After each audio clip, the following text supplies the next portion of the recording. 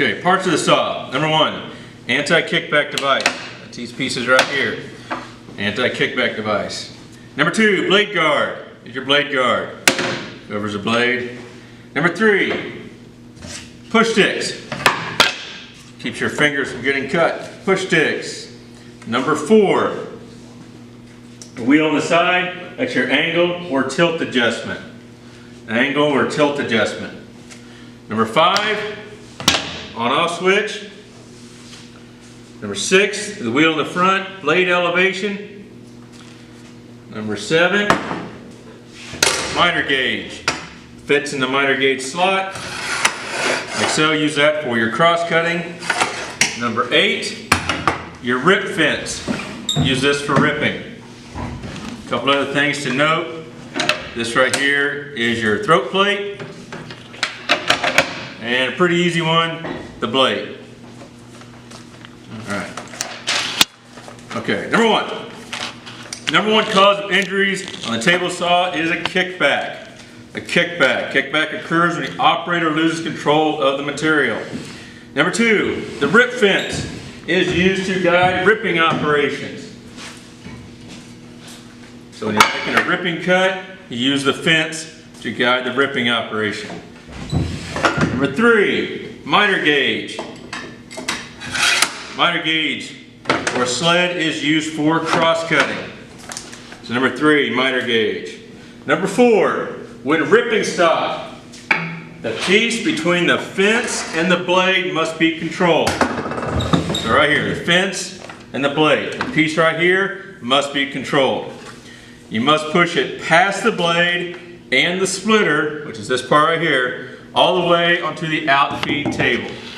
So make sure you push it all the way to the outfeed table. Failure to do so may result in a kickback. Lowering stock directly down over the saw blade is dangerous and never allowed. Lowering stock would be to return the saw on and drop the board in there. So never lower stock onto the blade.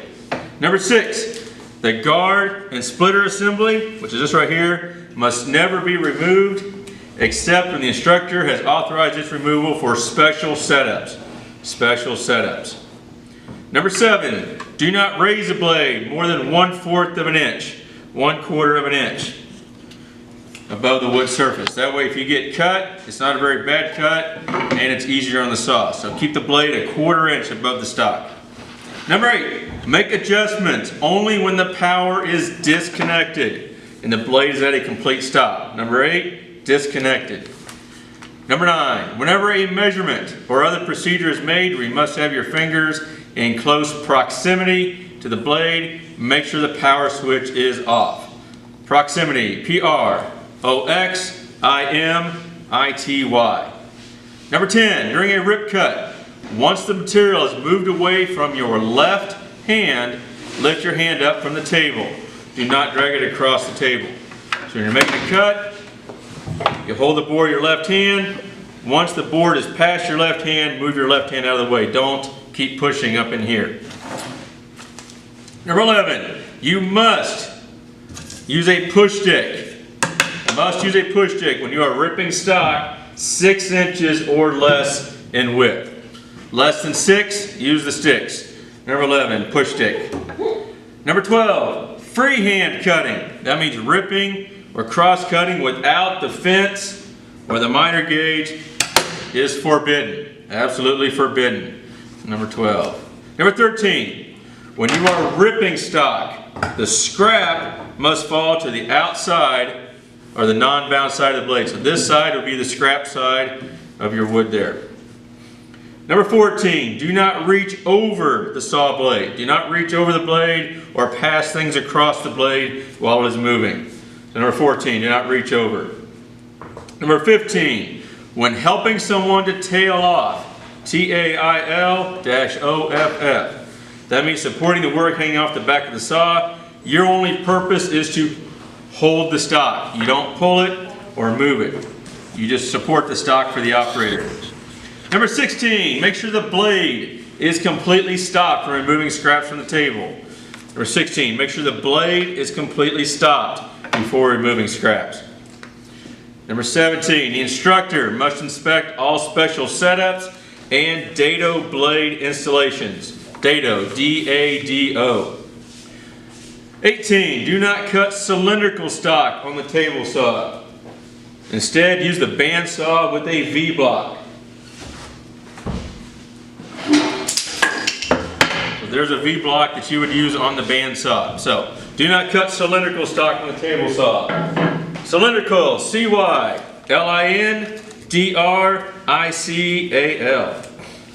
19, backing the stock away from the blade while the saw is running may cause a kickback. If it is necessary to remove the piece, always stop the saw first. 19, remove. 20, always hold the work firmly against the fence, sled, or miter gauge. Always hold the work firmly against the fence or the miter gauge. 21, the fence and the miter gauge cannot be used at the same time.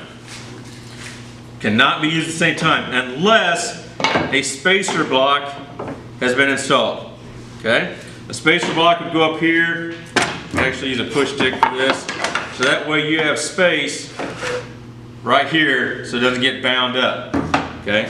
So the fence, miter gauge cannot be used at the same time unless a spacer block is being used. 22, the jointed edge of stock. The straight edge, the jointed edge, must be against the fence. 22, jointed edge.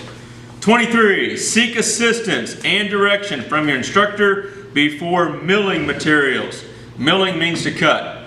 So before milling materials with defects such as splits, warps, and knots. So 23, milling materials. 24, students must pass the safety exam with 100% accuracy prior to operating the table saw. So 24, 100%.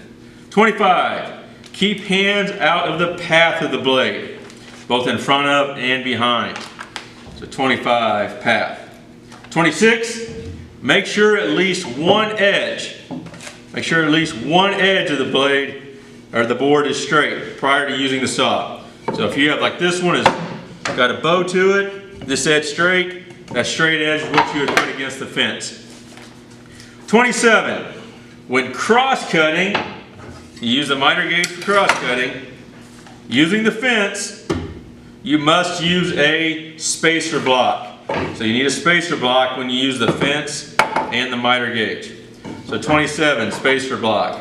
28, always stand to the left side of the blade when ripping stock with a push stick. So always stand to the left side of the blade. So you make your cut, you're going to stand to the left side of the blade. If you get a kickback, it's going to go past you without injuring you. And 29, feed the wood or the stock past the saw blade with a slow, steady speed rate. Slow, steady speed rate.